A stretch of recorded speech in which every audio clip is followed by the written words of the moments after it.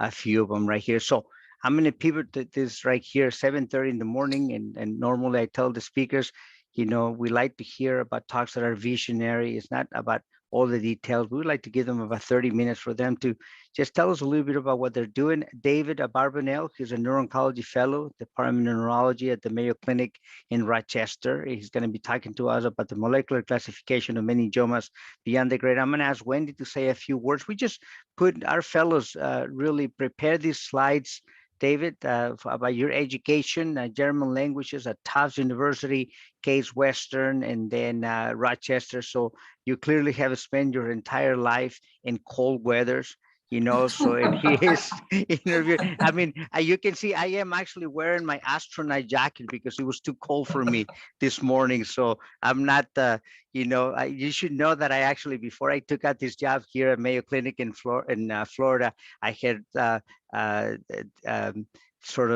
rejected 3 job offers by Fred Meyer to come to Mayo Clinic in Rochester. Not that it's bad, it's just I just couldn't see myself in that kind of weather. But you can see, David's honors and awards, multiple, beautiful, and everybody speaks so highly of him. He's here looking at a position with us in neuro-oncology, and Wendy's going to say a few more words. There are some selected publications. You can see, David, that in our department, we track the H-index, the social impact, innovation. I mean, we're just doing so many things with neurology and neurosurgery. What you got a sense today was just the neurosurgical side. The same thing is true for neurology. I mean, we're just really trying to change the way, and we are trying to build the premier destination medical center in the world in the neurosciences. And our team will be telling you a little bit more about this. We're very, very excited about this. So I pivot right now to Wendy. Wendy, you want to say a few words, and then I'm going to disconnect it as we're pulling out David's talk. Go ahead, Wendy, please. Yeah, sure. No, you did a great job at introducing him. We're very excited to have David here with us today. So like you said, he's at Rochester and he comes with high accolades there as a fantastic clinician through his fellowship right now in neuro-oncology, with a really strong research interest too in glioblastoma and meningioma.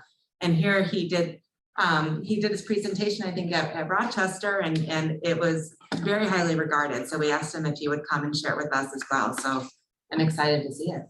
This is a very relevant topic, and as Andres is pulling the slides, Gaetano, just tell David how many participants and from how many different countries we have this morning. Yes, sir. So we have more than 60. Now we are at 65 participants from 7 different countries. We have Colombia, the Dominican Republic, India, Italy, Mexico, Panama, and several states from the United States. And of course, some of the rooms have multiple people in there. Every Monday morning, David, we average anywhere between 80 to 120 people joining us. So we're very, very excited to have you here. David, please take it away. Oh, thank you so much. I'm so excited to be here. I'm so excited to meet everybody. It's a real honor. When I tend to talk, give presentations, I get kind of excited. And when I get excited, I tend to talk more. So I have to set a timer for myself periodically to make sure I'm not talking for the next 2 hours. So if you see me looking at my watch, it's just because of that. So what I want to talk about today is data that's come out recently, a Nature publication that I think is extremely exciting. It's giving us more insight into how meningiomas behave on a molecular level. And I'm thinking about how we can apply this information to patients in our clinic right now and patients that we meet in the future. Let me just get this. There we go. I don't have any financial disclosures. The main goals are to discuss the new molecular classification. We will change that in the future, David. Don't worry about it. With innovation and startup companies that you will do, don't worry about it. We'll change that. And if it doesn't change the next 5 years, you can blame me for it. Well, that's awesome. I'll discuss my goal to leverage these findings into refining our diagnostic techniques, thinking about novel treatments or treatment repurposing, and then how I'm hoping to apply this to a patient I have right now. As a little bit of background, when we think about meningiomas, we have to think about, okay, what does the future hold for this tumor, for this patient? And a lot of what we use right now is WHO grade, which is absolutely critical. And this is not something that would replace that. We sometimes use the Simpson grade as well. That's used a little bit less these days. We also tend to incorporate the previous growth trajectory. We try to get to know the meningioma before us and try to predict, well, who needs treatment? The treatments mostly being resection, radiotherapy as the primary modalities that are effective. Thinking about systemic therapies, options are somewhat limited and benefit has not been what we want it to be. So that's something that really drives me, wanting to really improve that third bullet point there under treatments. The case that really drives my passion, this is a sort of case that keeps me up at times because I want to help this patient so much, and I feel like we're just not there quite yet. He is a delightful 64-year-old man. He has had multiply recurrent meningiomas since 1998. Actually, that's when this chapter of his life started. Before coming to meet me in October of this year, he had gone through 3 prior wonderful gross total resections. He'd had 1 course of adjuvant radiotherapy, 3 separate stereotactic radiosurgeries. And he had recently been on the Lutathera trial, which was very exciting, but unfortunately he progressed through that. So in anticipation of coming back to see us, he was discussed at our tumor board. The decision was one last time, likely, to do a resection, just given how the progressively increasing risk of surgical complications, wound infections, poor wound healing. And actually, we think that we can get another course of radiotherapy with protons. But the question becomes, then what? And that's what has been that's what I've been turning over in my mind ever since meeting him. Looking at his imaging, I hope this goes through. Oh, good, it's working. So this is just an example. This is his most recent MRI, or the immediate preoperative MRI from September 2021. It's mostly just to show that this is an aggressive case, multiple meningiomas. These have enlarged progressively over time, even on Lutathera. And this is what I want to go after because it's going to come back as my fear. The more bilaterally in the parasagittal region, those are resections of radiation-related cavernomas. And you can see just how much the skull is affected by prior surgeries. We'll return to the pathology and why it's so exciting. In terms of the surgical pathology, we don't have the 1998 sample, but what was recurrent over time were WHO grade 2 tumors, meningiomas, and most recently, multiple of the specimens were found to be anaplastic, or now just called WHO grade 3. So this is really histologically progressing. In terms of molecular analyses, when I first looked at this, I should just point out again, I'm the fellow, I have lots to learn. Everything is so new to me. So at first I saw this, lots of letters and numbers that I did not know what to do with. But we'll circle back to the significance of these, especially the section here. What I tend to do before I see a patient is I pull up the NCCN guidelines, and often that is what I'll use, or that's the lens I'll look through when I'm seeing the patient.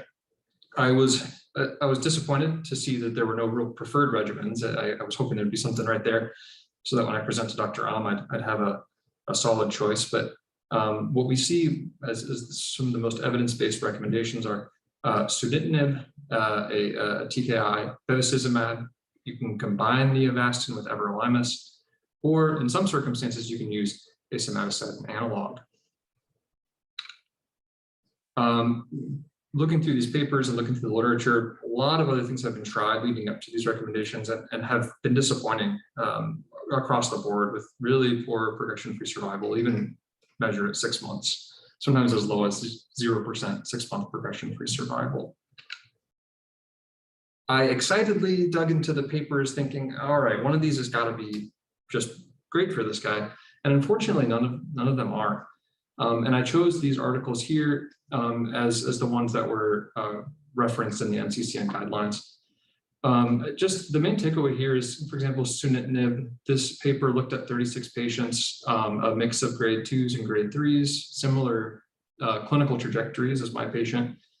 Median progression-free survival was 5.2 months, overall survival 24.6 months. Bevacizumab had similarly disappointing numbers. These were, again, grade 2s and grade 3s with with even slightly worse overall survival. The combination here of the Avastin and the everolimus had improvement in the progression-free survival. but certainly not to the extent that I would feel satisfied if we just stopped there and use that as our gold standard moving forward. And the sandostatin, the somatostatin analog had poor numbers as well. So there's a tremendous need for more effective treatments, and I'm so grateful that the community is making so much progress, and I can just join such an amazing team. That's where this paper comes in. I just finished reading the paper when I met this patient, I just sort of gotten rolling on it. So I was so excited to start applying this new knowledge that I had. This is the group that published it. I want to meet them all someday. I'll be absolutely starstruck because I hold them in such high regard after reading what they've done. And it's really looking at an integrative molecular classification of meningiomas in a way that's hopefully clinically applicable. I suspect it will be. They looked at 121 meningioma samples. They got blends of grade 1, 2, and 3. They got 80 samples to use as a cohort for generalizability, which is very forward thinking. And then they collected a variety of clinical data points, which will serve as a really good guide for a study that I'm putting together right now. And this is the balance of grades 1, 2, and 3 that they had. They did a tremendous number of analyses, but in terms of the overarching analyses, they went from start to finish in terms of the cells. So they looked at the DNA, whole exome sequencing, looking at polymorphisms, point mutations, and then most importantly for the analysis, somatic copy number alterations, very important for the clusters. They looked at the methylome, they looked at the transcriptome, and then they took it a step further and looked at the proteome. And they put it together just beautifully.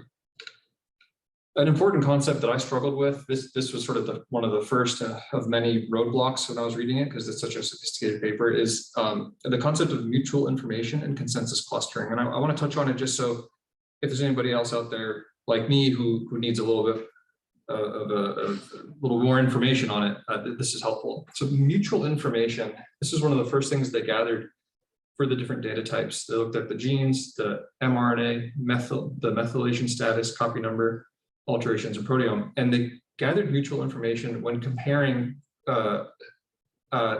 different pairwise combinations of data types. And mutual information is the amount of information you get about one variable when you observe another. So an MI value of 0 means they're totally independent, and then a higher number would indicate that they, at the extreme, are completely dependent on each other.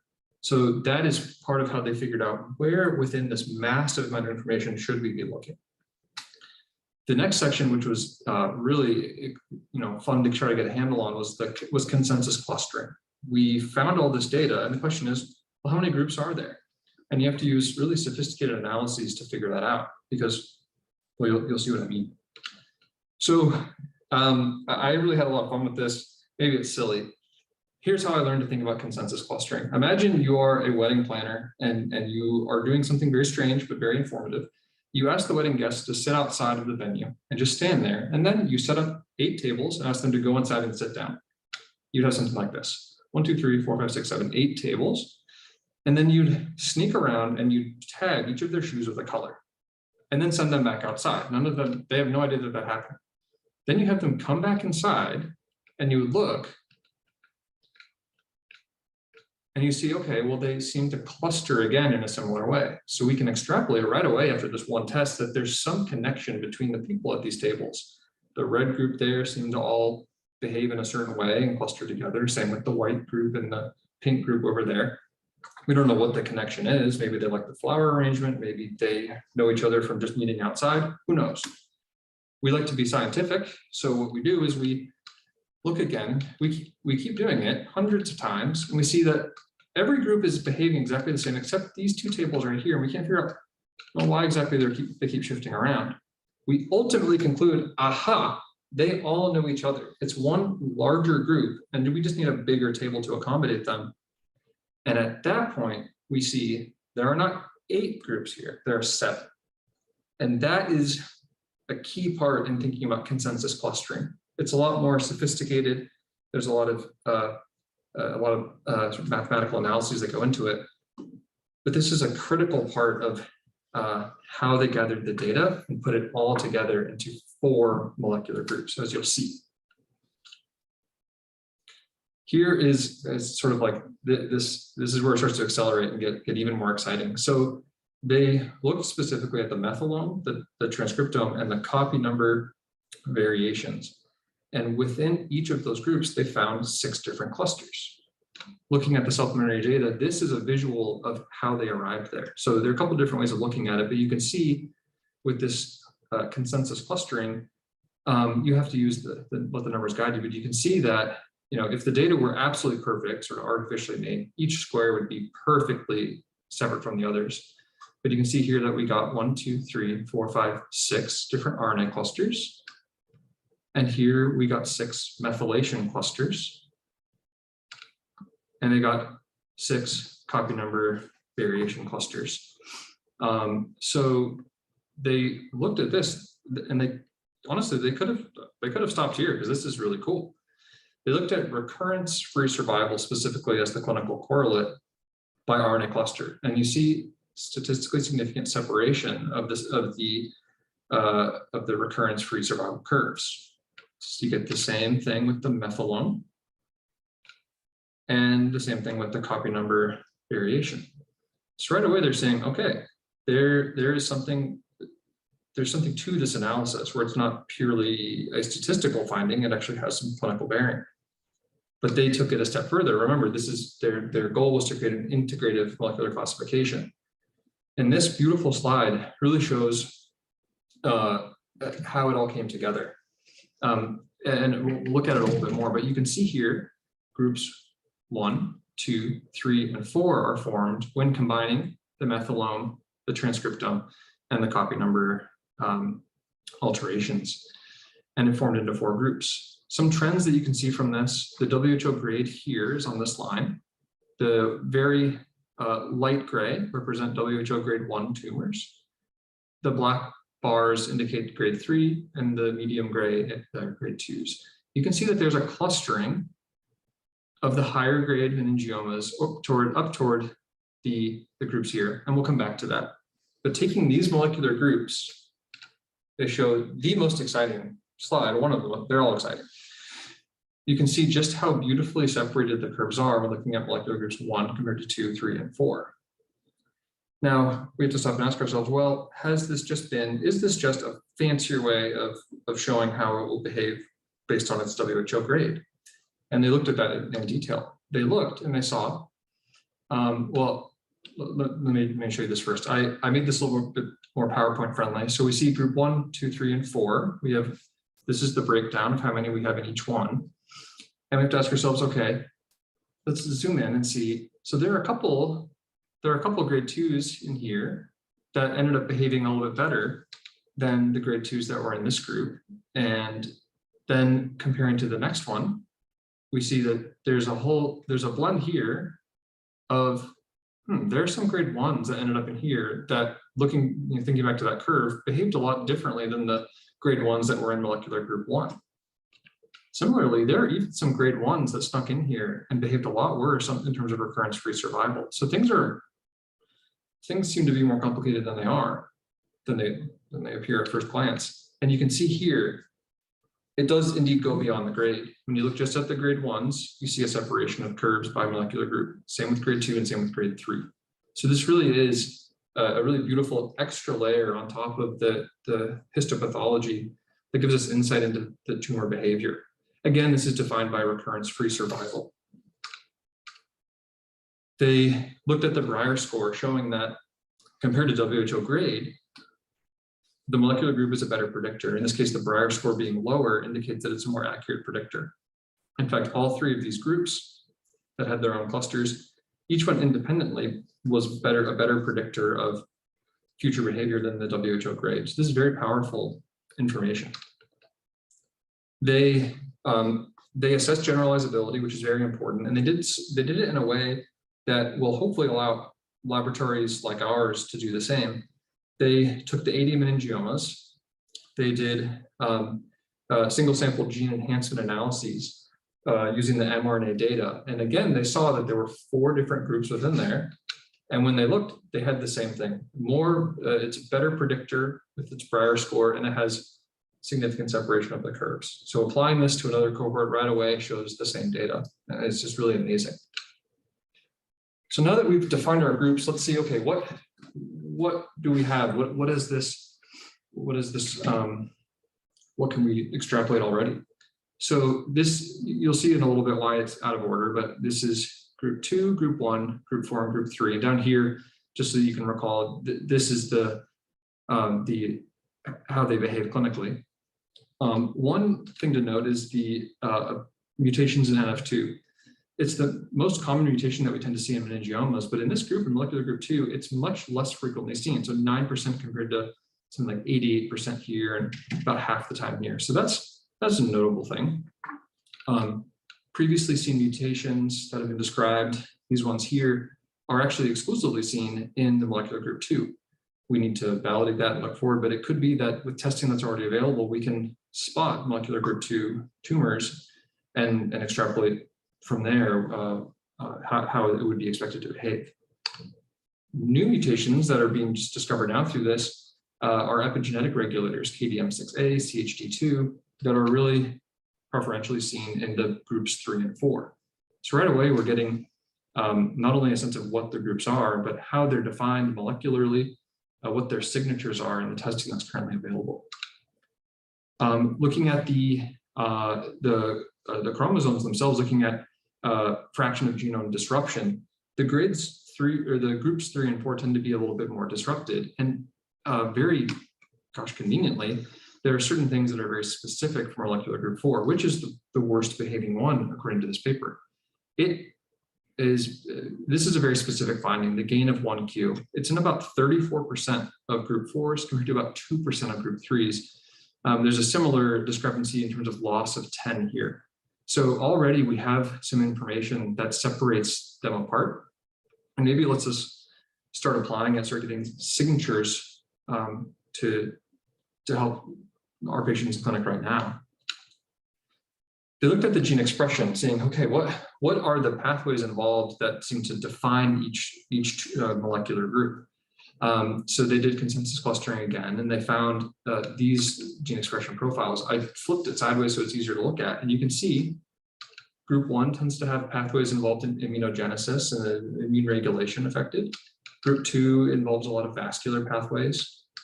Group 3 is a lot of hypermetabolic pathways, especially mitochondrial function, fatty acid oxidation.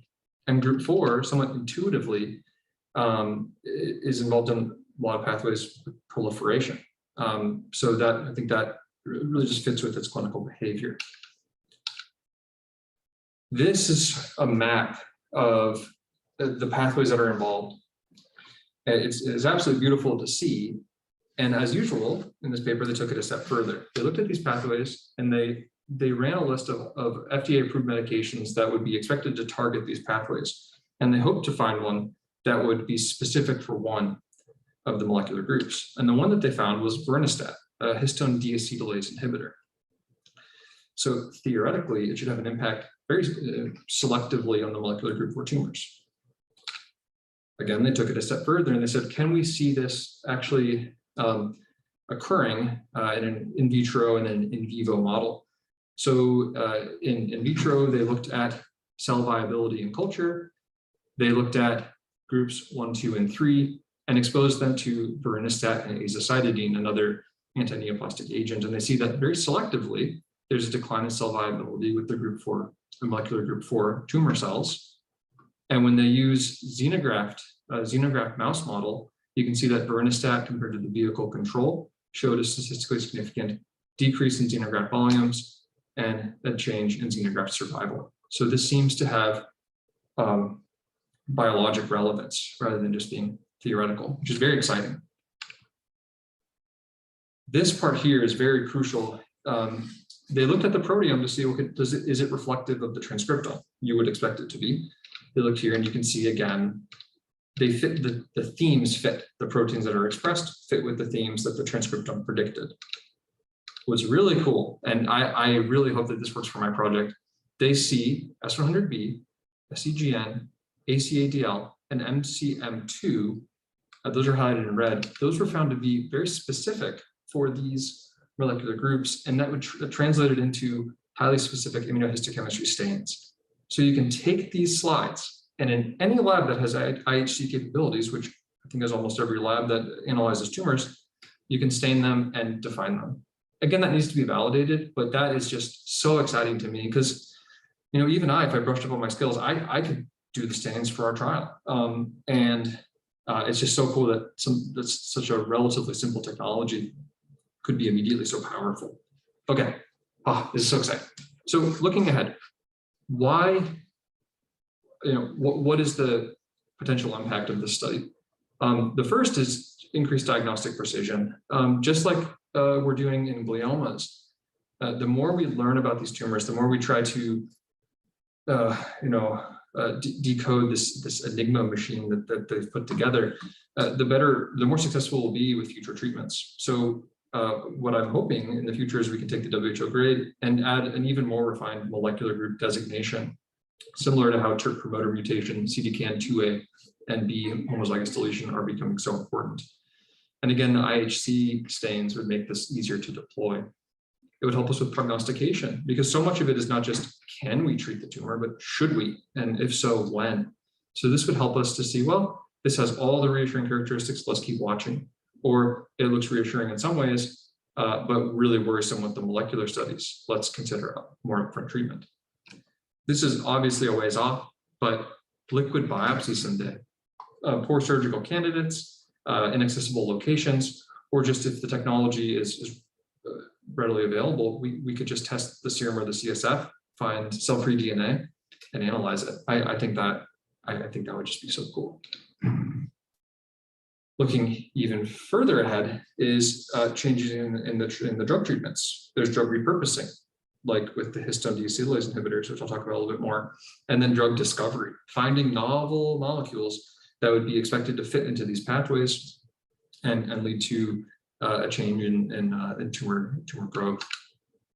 So one of the first things I'd like to do, I'm working with Dr. Schenner right now, is we're putting together an IRB application to see if we can apply this molecular classification to a Mayo Clinic meningioma cohort. We would get a similar mix of meningioma grades, abstract the pertinent data. And in our case, I think I'm going to try to use the immunohistochemistry stains to define the molecular groups and see if we see a similar separation. At the same time, I'm trying to collaborate with the Department of Pathology to see, do they have interest on their end in validating the molecular analyses, seeing can they be performed in our laboratory? Is it valid data? One model they could potentially use is that single sample GSEA that they used in the study. They could then take their data compared to our IHC-based classification, and right there we could kill two birds with one stone. So that's part of the validation piece. Thinking about my patient, though, in all likelihood, we're going to soon run out of options. We are going through radiation right now. He will eventually have recurrence of disease at some point in his life.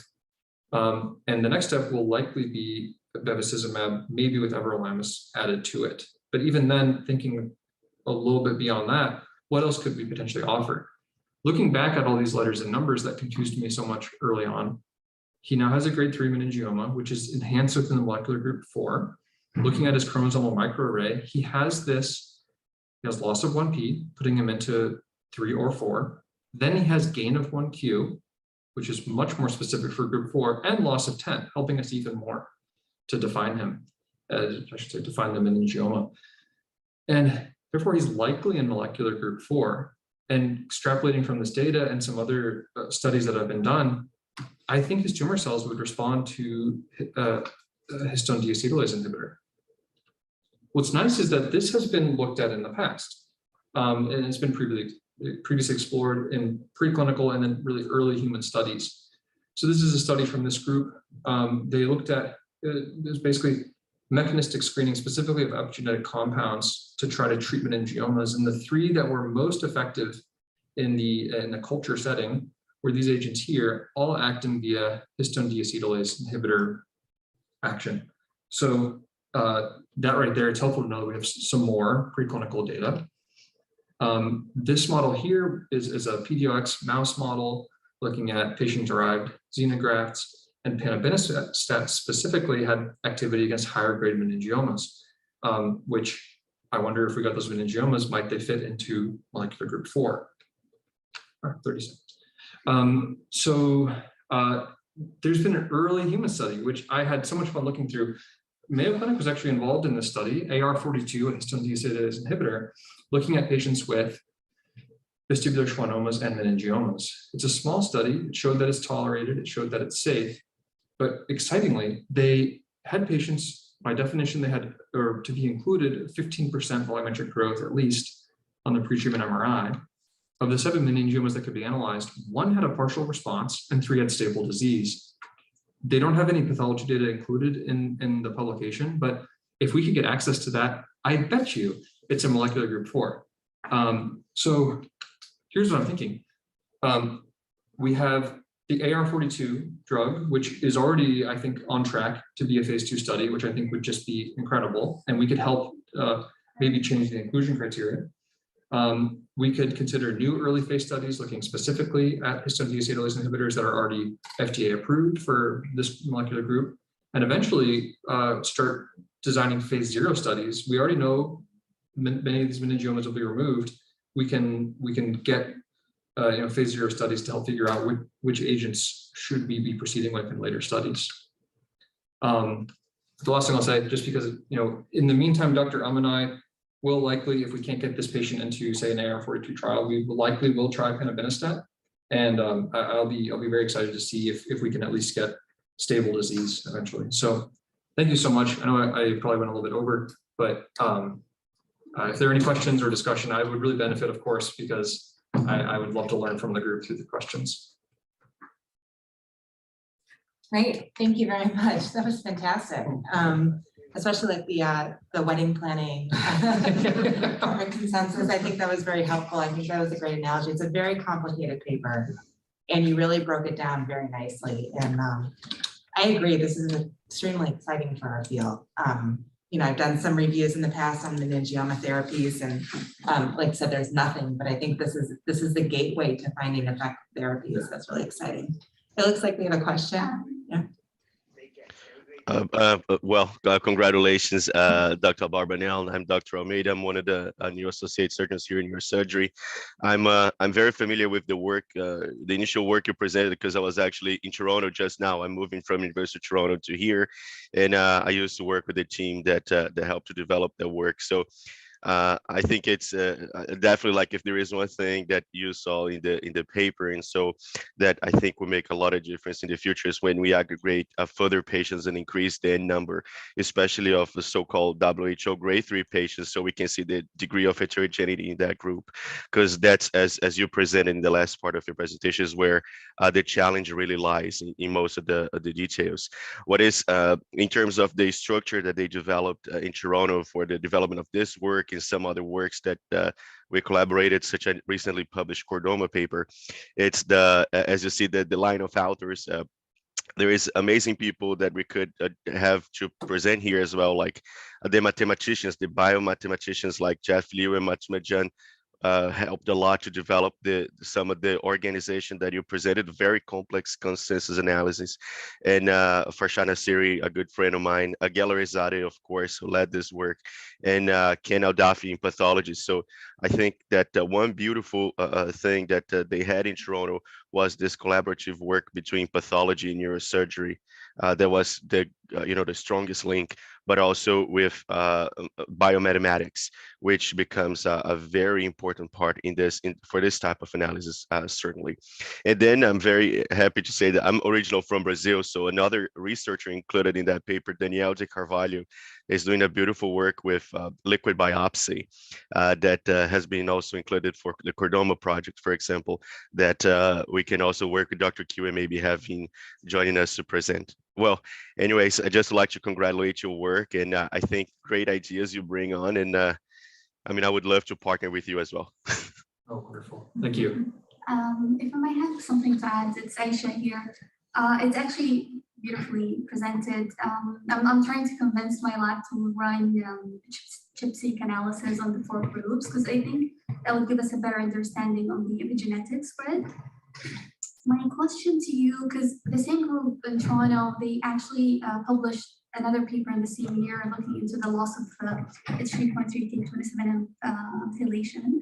And if I recall correctly, in group 2, it wasn't much significant, but it had a worse like progression-free survival. They did it like simply by immunohistochemistry staining. So is that something you're maybe a good idea to do for that patient, just to see if also like some mutations is like reasonable for that patient? I think that's a fantastic idea. Yeah, I'm gonna write that down. Yeah, thank you for that. I'm gonna look through his chart later today and see if maybe somebody sits on that, but I think that's a fantastic idea. Thank you.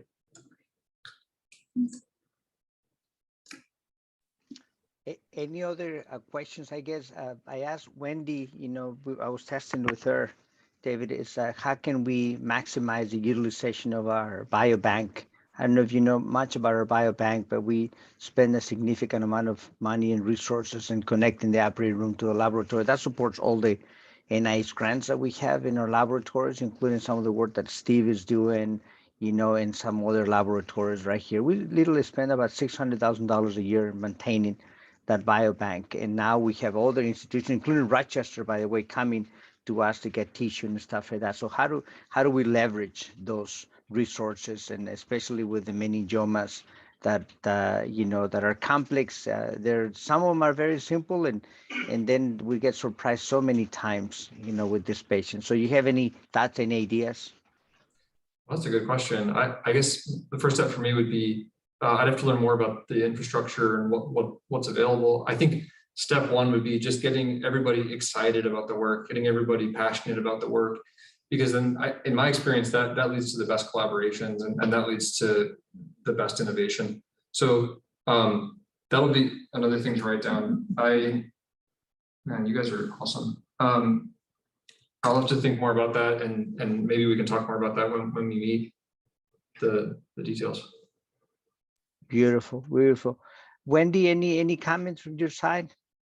No, I mean, I think it's just so applicable to what we see in the clinic, right? We see these grade 1s that are very aggressive, and this clearly gives us an understanding of why that is. And I think we've already started to sequence our meningiomas, not as part of standard of care, but just in terms of trying to learn as much as we can to inform future treatment decisions. And this gives me some validation in doing that we're doing the right thing here. And I think there's a lot of potential to develop this even further.